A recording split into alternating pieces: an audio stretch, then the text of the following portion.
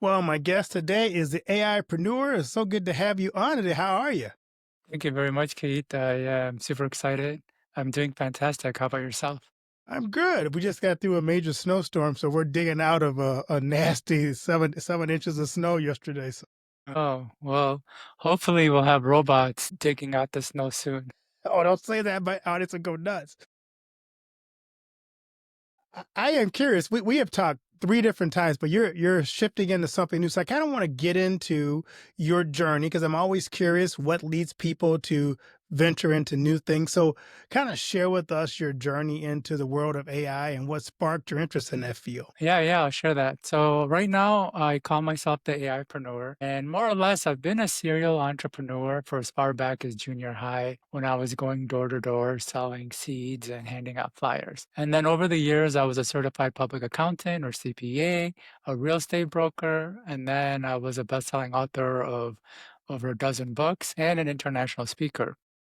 However, when ChatGPT came out, I had an existential crisis because what took me decades to develop as a skill, I saw ChatGPT doing in seconds.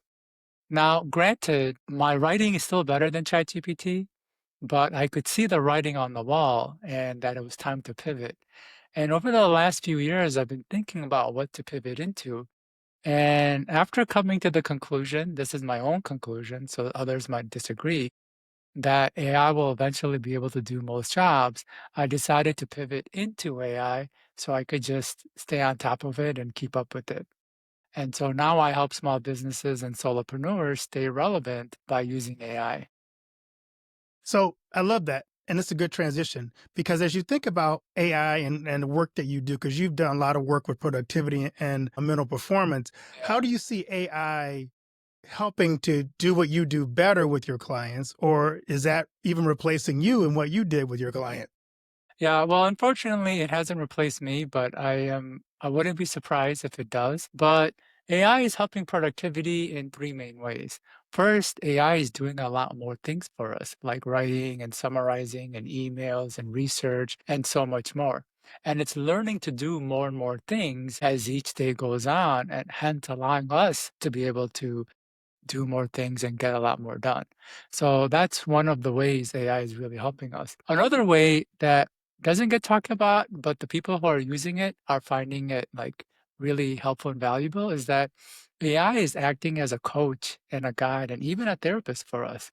You know, in the past, if we had an idea or a block, the only way to really work through it was for us to think through it ourselves. And if we were lucky, had someone to talk through it with. And when I say lucky, because you needed to have somebody good to talk through it with, someone with good ideas and someone who was interested in your own growth and not unconsciously driven to, keep you at their level and things like that.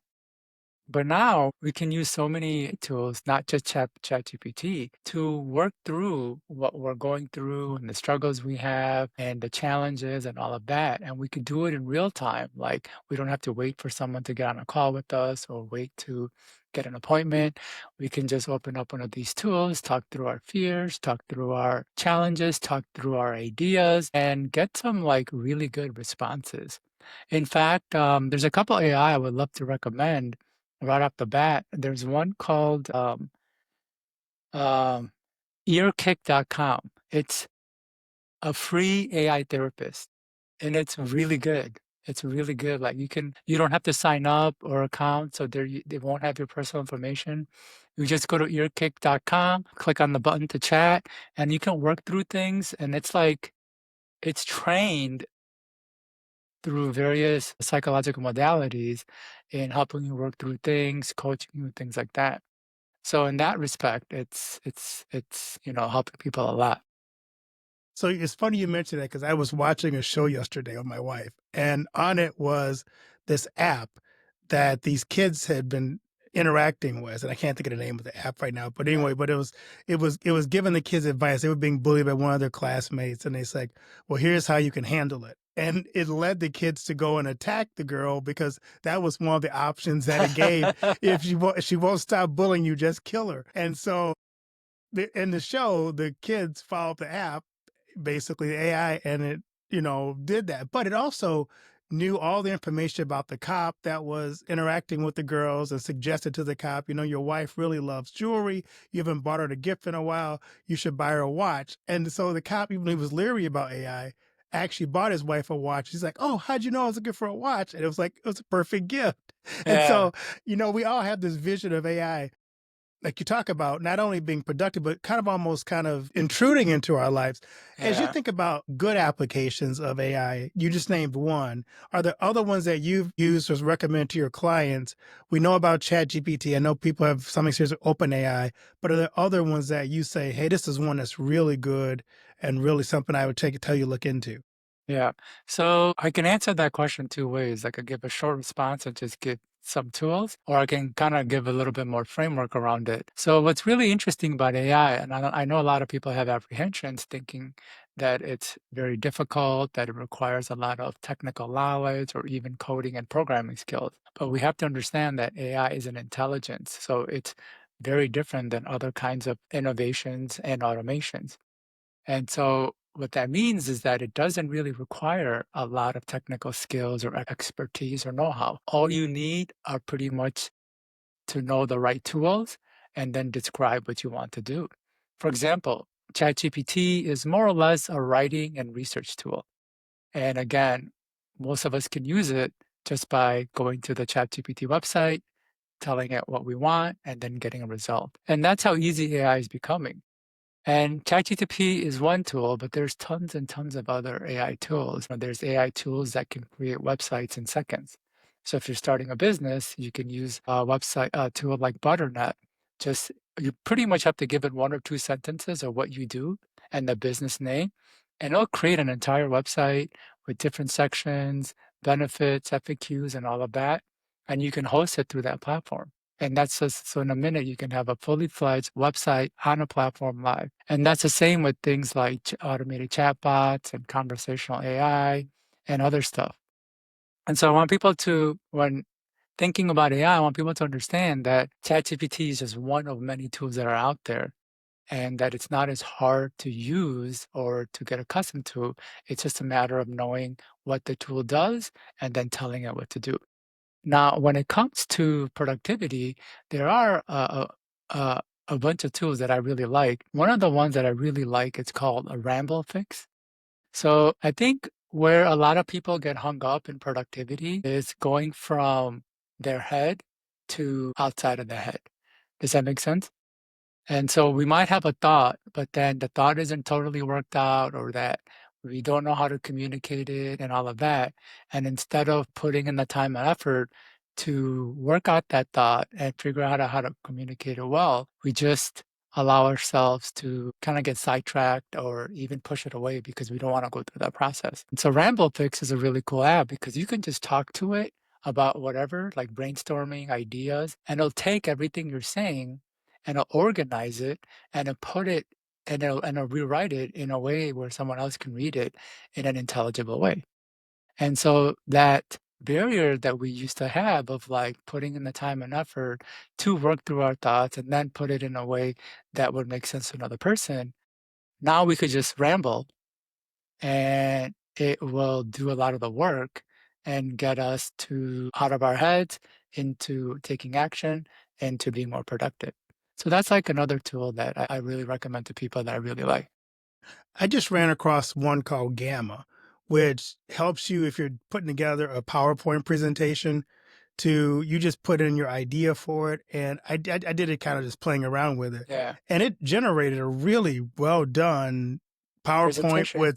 with charts and well organized thoughts that everything I was thinking about was really well done. I was telling people, it's like you almost kind of feel like, how is AI? And this is a good question. Maybe you know this question. I haven't really thought about it too deeply.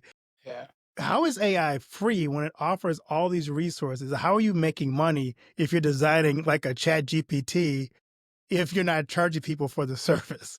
Yeah. So this is very fascinating. And I love that you brought that up because there are AI presentation tools where not only do you not have to even give it content, like you could just give it an idea and it'll create the content and it'll produce an entire PowerPoint slide and that you can save and use to present. And if there's things that are off, or there's things that you don't like, all you have to do is go in and tweak those things. But like literally in seconds to minutes, you can have an entire PowerPoint.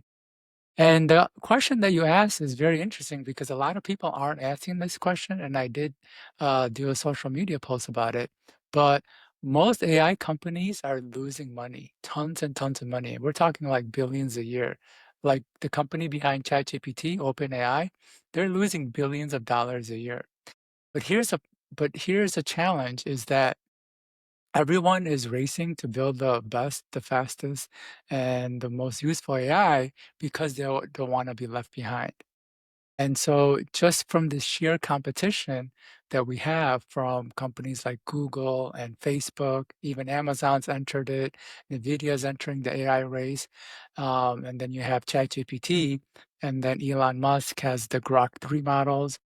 There's so many companies that are developing these models and in an effort to stay relevant, they're putting in a lot of effort to, like I said, make it better and faster and easier to use. But as of right now, like none of these models are really making money. And so it's interesting to see where it's going to go. So we're basically AI is a new .com bubble. It's like at some point the bubble's going to burst, and there'll be one or two AI programs out there that kind of runs the market. I think that's where it's looking like it's headed. It's hard to tell where the future is going to be. We can use the past to predict it, but there's kind of certain elements to AI that's different from prior, I guess, industries and innovations coming. But yeah, right now there's just a ton of companies who are jumping into the AI bandwagon and not because they even have to, like if they don't jump in, then people are going to use the services that have AI in it and not the services that don't. And so we're seeing just so many companies. I'm sure you've heard of the company Alibaba. Yep, I have. Yeah. So they have their own AI models. Like I said, Amazon is coming out with their AI models. Facebook has Llama. Google has Gemini. There's Anthropic. There's ChatGPT, and there's other companies that just feel like they have to create their own AI, and they're pumping in so much money. But right now, there isn't really any return, and it's hard to say how it's going to happen unless, like you said, a lot of the companies just end up folding, and then there's just going to be a few of them that are going to be the clear winners. And I think the clear winners are going to be companies that have some other foundation, not just AI. Like when you look at Amazon, Amazon runs all these products, they sell all these services and all of that. And so when they add AI to it, they can make a profit because a lot of the recommendations that the AI gives can be to their products and services and stuff like that. OpenAI doesn't really have that. They have to charge a subscription. And if Amazon can offer the same thing as OpenAI, then for free, people are going to use Amazon stuff versus OpenAI. And OpenAI, unless they change their model, they're going to be forced to, you know, either go out of business or do something else. Though the CEO is very smart. I listened to him talk and I'm sure he'll figure out something. The same thing with Google. I think Google has a lot of foundation stuff as well. And their AI is Google's already using their AI to integrate with their Google searches to create better searches. So they're gonna have some moat to be able to move forward. But if a company just has a language model or whatever, it's gonna be hard for them to stay relevant, in my opinion. I like that. Yeah. Everybody who's watched iRobot is thinking about this question. What's the ethical challenges you see with AI, especially when you're integrating that with human interactions, whether Yeah. that's you talked about like, psychology or, mental health or in the health field, people are worried about, I heard they were talking about integrating AI into medicine and developing new vaccines, new medicines. What do you see as the ethical cautions we got to be looking for with AI? Yeah. And before I answer that, I do want to say you're right. AI is making a big imprint on healthcare and medicine. In fact, just recently, AI came to a similar research conclusion in 2 days that took a team of scientists 10 years. Yeah. And I think it was last week or maybe the week before, but the first AI written research paper passed peer review. So a research paper written by AI without human intervention actually passed peer review. And it wasn't like the higher standard, but still like it's showing where we're going.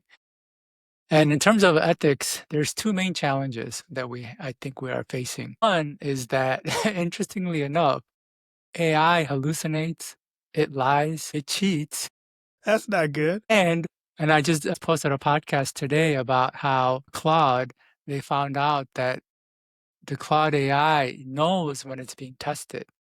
So there's a concept called the Hawthorne effect, where when we humans know we're being observed, our behavior changes, whether positive or negative, right? It's the same thing. Claude knows when it's being tested, so the behavior changes.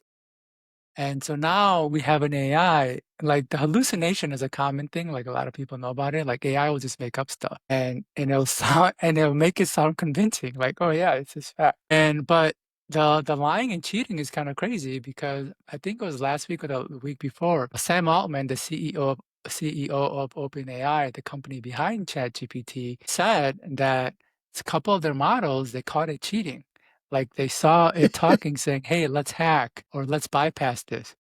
And when they tried to stop it, it figured out how to not talk through. It still cheated, but without revealing it.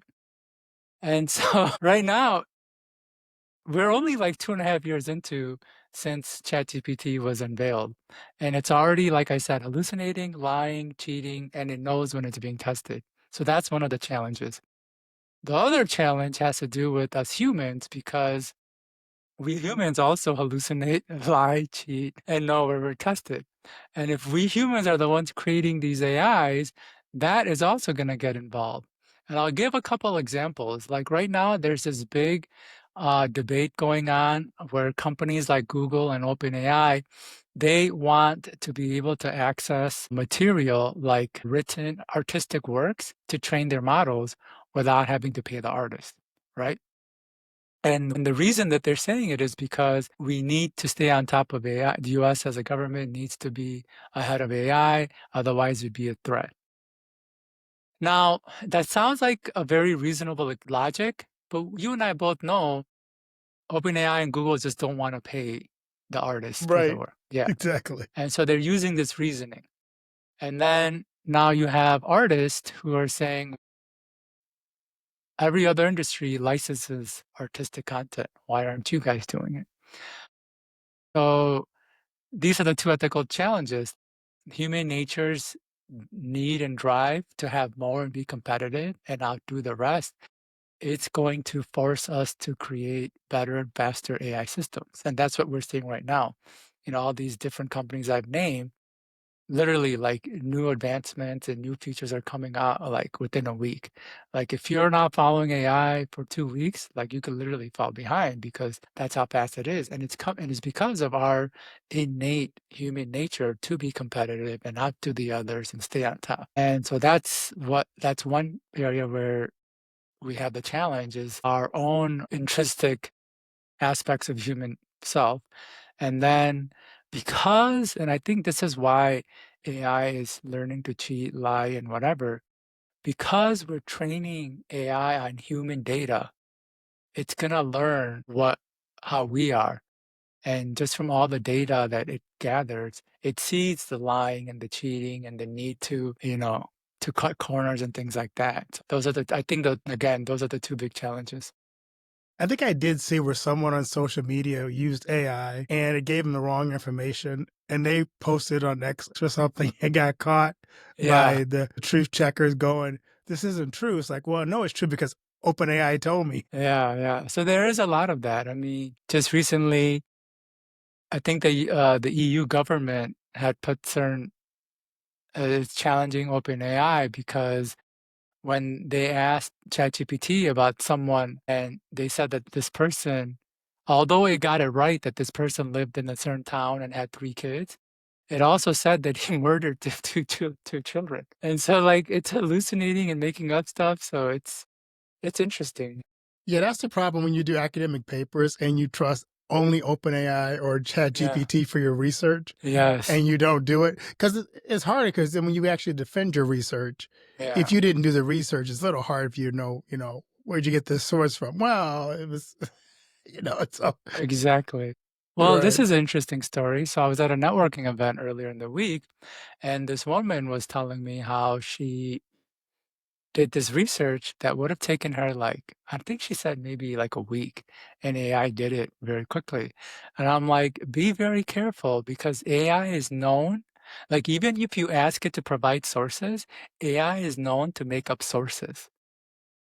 So it's crazy because the solution to some of the hallucination was, hey, just ask the AI for the source.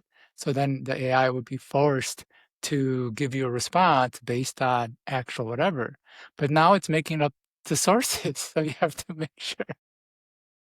I think that happened on the thing I was telling you about earlier too, because I think the politician or whatever it was, I think it was a news reporter, said I got the source from OpenAI, and it's like that's not a real source, and Yeah, so they got called on the carpet for making up stuff. yeah, exactly. So I run a fully scripted and narrated podcast. So it's a podcast generated by AI and is narrated by AI and stuff. But I always include in the show notes like links to actual articles and stuff, just to make sure that there isn't any discrepancy between what the script that the AI wrote versus what is actually happening in the real world. That's good. So for someone who's listening to our podcast going, what are some practical tips if I want to leverage it for my company? Are there some things you would say, here are some best practices, here are some things to avoid? We kind of touched on some of those, A but little bit, yeah. I think the biggest thing I would stress, especially to people who are apprehensive, overwhelmed, or think that it's complicated, is to understand that AI is an intelligence. So it's not about like programming and technical skills or trying to build something. It's actually just finding the right tools and tools that are designed, that are built for specific tasks that you're looking for, and then telling the tool what to do. And at the end of the interview, I'll share a link to a free guide that lists over 70, 75 tools that people can use for all areas of the business, whether it's for lead generation, for building websites, presentations, meetings, and all of that. So tools are really the key when it comes to AI right now. And the reason I say that is because AI is evolving so fast. As long as you keep up with the tools, it'll be a lot easier to evolve with it. But if you get fixed on creating your own system or doing things your own way, as soon as you're done or build something, it's going to become irrelevant.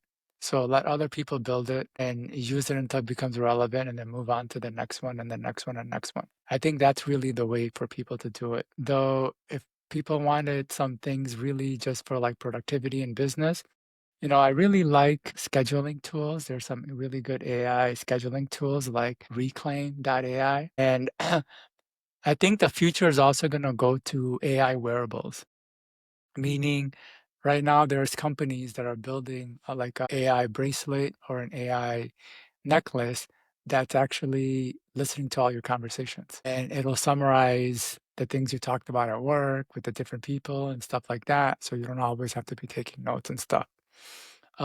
Ray-Ban and Facebook just partnered, not just, but they came out with the glasses. I think it's called pretty much the Ray-Ban glasses. And not only will it listen, but it also record. So now you can this that essentially is going to record and summarize your day based on the conversations you have, the things that you've done, and all of that. It will take that information that and you can use it to refer back to, or it can summarize it, be like, you had this conversation, you talked about doing this thing, so create action items and to-dos and all of that.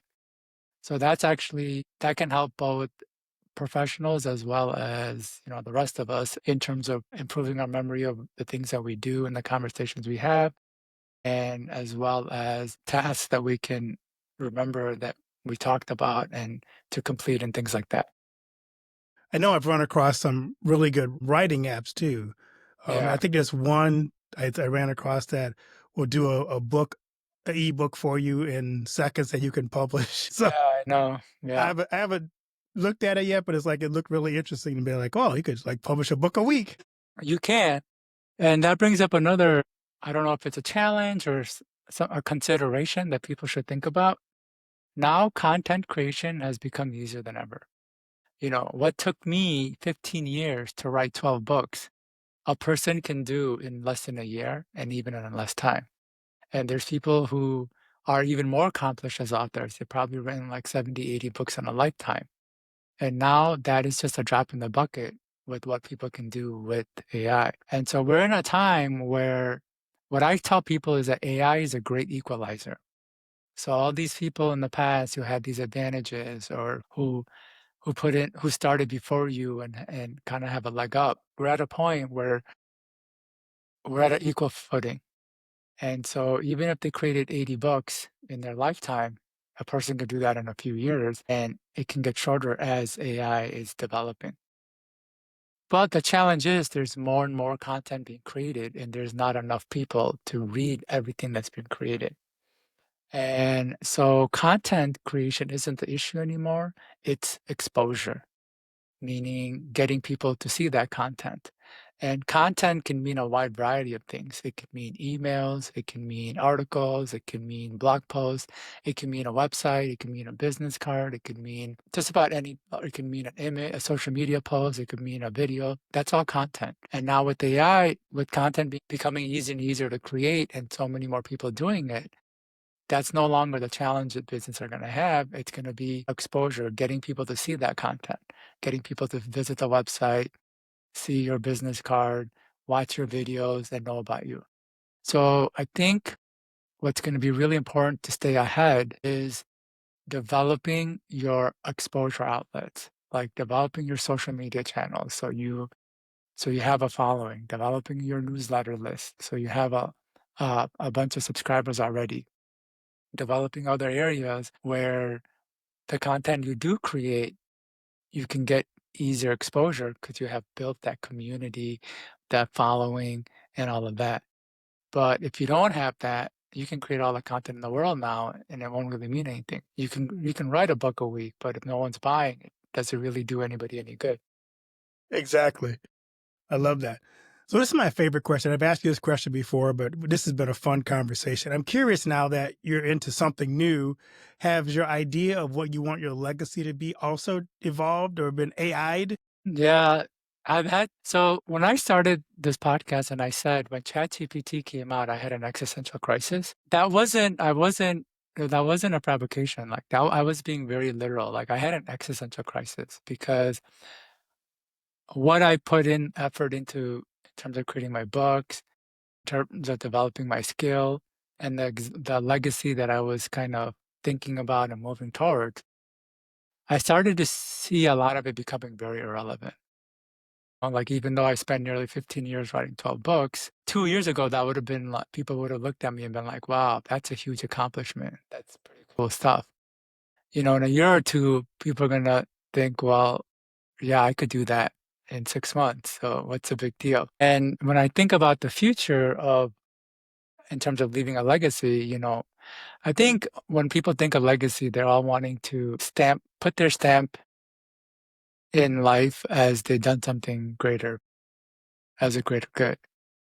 But if AI is evolving as fast as it is, and it's becoming smarter and able to do more things, like how do we even compete? Does that make sense? How can we even compete? Yeah, it does. Yeah. And so it's raised a lot of questions. In many ways, I guess to answer your question, I feel like I've even let go of chasing a legacy. It's like I'm just trying to stay relevant right now. It makes sense. So now that AI has evolved, so have you thought about like taking some of your previous books and AI them and see if the concepts are newer or fresher or different ideas? I'm just kind of curious because you have a lot of books. So you go back and go, what if I took the AI tools now and put that same idea forward? What new things would this develop in something I had done research on before? Yeah. I could do that, but it comes back to the idea of now I'm just creating another content, and do I really want to put in the effort to get that content exposure? And if I do, what is that?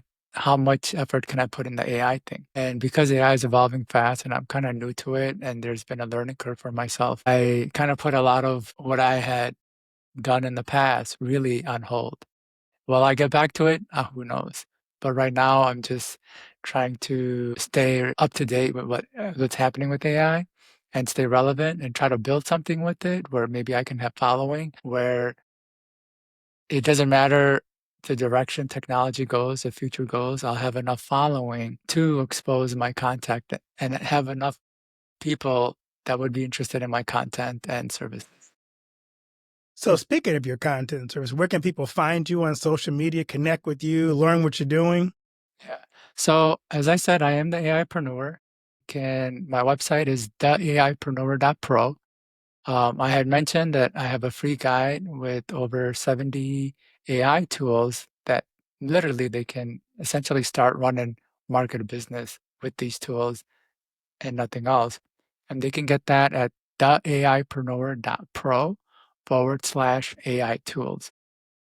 And on my social media, I'm more or less the AIpreneur handle on most of my social media accounts, or they might have to do the.ai.preneur on some of them because somebody took the AIpreneur.